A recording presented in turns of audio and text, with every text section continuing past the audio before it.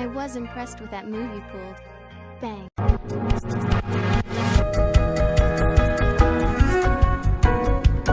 Ooh, ladies and boys and girls, children of all ages, it's me, it's DMC, the undisputed YouTube champion. That's right, it's the Maverick, Mark Daniels. And I'm here with the NXT TakeOver War Games predictions. And we got 6 matches. We have a 7th match, which is a title match, which is going to be on the NXT tapings, which is Pete Dunne versus Johnny Gargano, which I think it's pretty obvious to me that Pete Dunne's going to retain, especially if it's just on a taped show.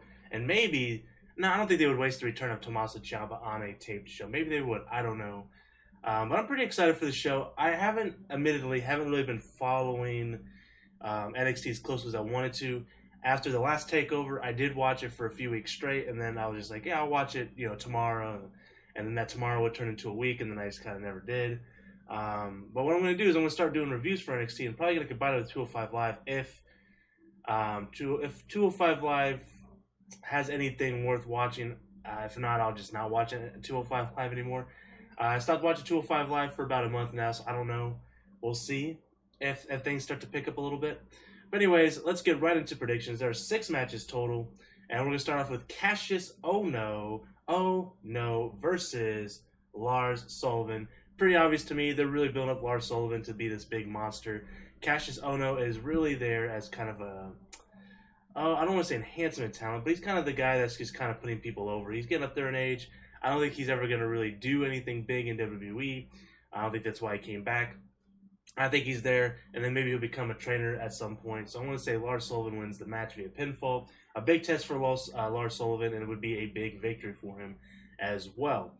Then we have the Velveteen Dream versus Aleister Black. Honestly, low-key might be the match that I'm looking forward to the most. I don't know. Actually, I take that back. The War Games match, of course, would be the match I want to see the most.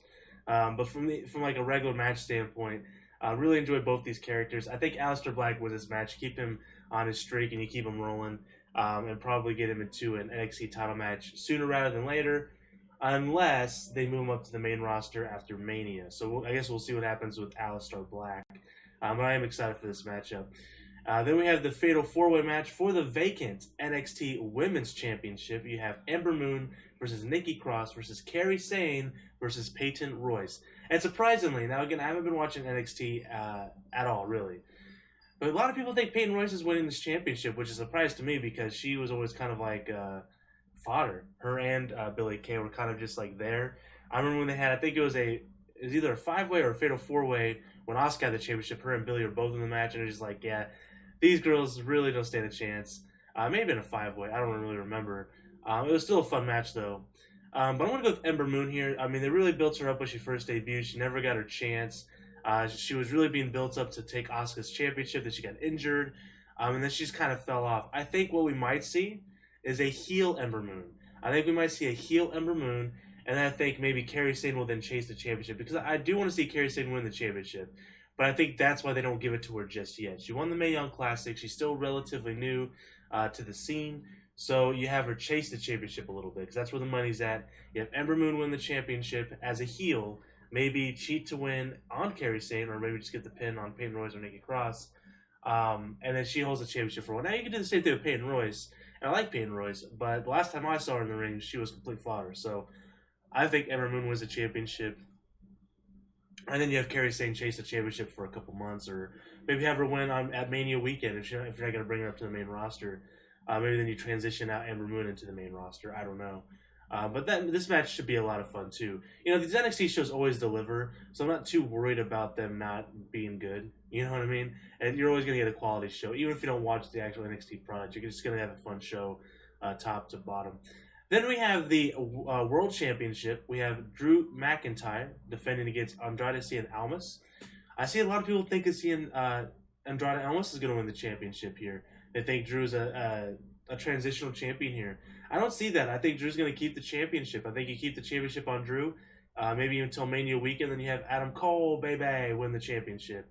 I know they had the NXT TakeOver San Antonio thing match. I didn't see the results of it, but I'm going to assume Drew McIntyre retained. It was him versus Adam Cole with Shawn Michaels as referee, if I'm not mistaken. but I know that they'll have a big match at some point. They have to. I think they're trying to build them up first, which is what the War Games is going to be used for as we get to that prediction.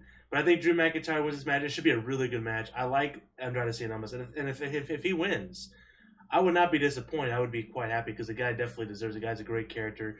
I've done a 180 on this guy since his debut. When he debuted, I was just like, really, this guy is nothing special. 100% of 180 on his character here, and the guy's a great wrestler, of course. And I think Drew McIntyre is awesome. Always liked Drew McIntyre when he debuted in WWE. I said WWF because I was thinking it was a while ago, and it was, but it wasn't that long ago that he debuted. I loved his, the Chosen One gimmick, and then when he transitioned out and went to TNA, because he was in the 3MB or whatever, I still loved it. Really enjoyed him as Drew Galloway on the Indies. Guy's great. Guy's big. The guy has a lot to offer. And I think if you have him keep rolling with the NXT Championship, bring him up Mania weekend, maybe have him win a mid-card title, I think he could be 100% a contender for one of the world titles. Absolutely. The guy has it all. He has the in-ring ability. He's not a bad promo at all. He's better promo than a lot of the other guys on the main roster, so I don't see a problem with that. And the guy's just big man. He's a big dude who can go. So I think Drew McIntyre should definitely get another shot on the main roster at some point. I think it's a great decision to bring him in once again. Then we have the main event of the night, the match that's actually the TakeOver is actually named after for the first time in WWE history. I've actually never seen a War Games match. When this was announced, I thought about watching a War Games match on the network. I was like, you know what? I'm not even going to do that. I'm going to wait until this event actually happens because I want to see what they do. Because I was kind of under the assumption that it wouldn't be exactly the same, and I'm right, because apparently the cages in the original War Games has ceilings on top of the cages, kind of like Hell in a Cell style, with the two rings together. This will not have that. They will have no tops on the cage. I believe there's an issue with the building or something, and they can't have the tops of the cage, something along those lines. And it's fine. I know I see some people are upset. They're like, "Well, it's not the real War Games then." Who cares? It's just the roof of the cage. It's going to be fun. At least you still got the double rings. It's still going to be a cool match. You have some great talent in this match. You have the Authors of Pain and the Roderick Strong, which is a weird pairing. I don't know how that pairing came about, but they came about, versus the Undisputed Era, which is Adam Cole, Kyle O'Reilly, and Bobby Fish, versus Sanity, Eric Young, Alexander Wolf, and Killian Dane. 100%, I think Undisputed Era wins this match. I think that Sanity is going to get called up to the main roster at Mania. I think what we're going to see is a transitional period going forth, because we're almost to Mania already. It's only like 5 months away. Not even 5 months. It's like 4 months away. Rumble's right around the corner. It's only 2 months away. The road to WrestleMania is going to be coming up. So they're going to start transitioning these guys out. Sanity's still the tag team champions. I think you're going to have Kyle O'Reilly, Bobby Fish win the tag titles. You're going to have Adam Cole win the world title. They're going to have all the gold. They're going to hold it for a while, and then eventually they'll pass it on when it's time for them to get called up. That's just kind of how NXT works, in my opinion, and that's fine. I think it's great. Authors of Pain should be coming up soon too. These guys, I would love to see them with Roman Reigns. I've said it for a while. It makes sense, and it's almost perfect that they built them up as these big, Samoan SWAT team monsters, and then they dress up like the Shield already. I would love to see them come up at some point with Roman Reigns and just destroy the other two Shield members, and you have this great heel faction with the new Shield. Authors of Pain and Roman Reigns. I think that would be great. And then Sanity, I don't know, maybe put them on SmackDown. They could be just a good faction there. They could be what Bray Wyatt should have been. And they would have 4 members. They would have all 4, including Nikki Cross. And they could try to cause chaos there, and I think it'd be fun to watch. But I think 100% Undisputed Era wins this match. Adam Cole needs some more build-up. I haven't seen too much of Adam Cole in NXT yet. I've seen a couple of his matches. They were okay. I expect to see a lot more from Adam Cole. He's, to me, was what actually probably was my favorite wrestler on the Indies, outside of like AJ Styles when he came to WWE. I liked Adam Cole a lot, so I really want to see more from Adam Cole. I want to see the Red Dragon. I want to see Red Dragon do some stuff. They got to win the tag titles. But I'm very excited for this match. It should be a lot of fun. War Games, first time ever I'm watching a War Games match. First time ever in WWE. This is going to be WWE's iteration. And I would imagine if this match is a success, just like the Shark Cage match, we'll see a playset for this sold for the toys, and then we'll also see this match on the main roster. Maybe we'll see it at like Fastlane or something, a transition pay-per-view between the Rumble and the WrestleMania. If they're doing another Roadblock, maybe we'll see it at the Roadblock special, we'll see a War Games match. Maybe we'll see the Shield. This is a perfect place for the Shield to be. The Shield versus I don't know if they would continue to feud with the New Day, but there's really no other 3-man tag teams. You could do them versus the New Day versus the Miz and the Miztourage, or if you're gonna do something with the Club eventually, because I mean people have been wanting it forever. You can do the Club. So you could do the Club. You could do either AJ Styles or Finn Balor as the leader of the Club. You can do the Shield, and then you can do some other triad. Maybe the Wyatt family gets back together for one night. I don't know. You can do something special though. I think it could be a lot of fun. Unless they do like another, they could do another Authority at that time. Have another Authority stable. Maybe they'll be involved. Maybe you have Triple H with Samoa Joe and or Triple H, Sami Zayn, and Kevin Owens. I mean, last time we saw Kevin Owens and Triple H together.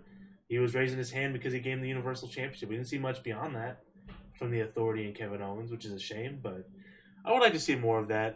Maybe we could see something with Kurt Angle or something. I don't know. But I'm very excited for this event. It's going to be on in just about an hour and a half. So I'm very excited for it. So let me know in the comments section below who your predictions are. If you're excited for the show, which you should be, NXT shows are always a lot of fun. Usually better than the other pay-per-view in the week. I think Survivor Series is going to be a lot of fun too. And I'll be putting my predictions up for that here right after. I'm going to be recording right after I'm done with this. So I'll be putting that up as well tonight. Excuse me. And getting ready to watch Survivor Series tomorrow. So anyways, guys, until next time, I am the Maverick Mark Daniels. Bidding you farewell. Peace and one love. Bang!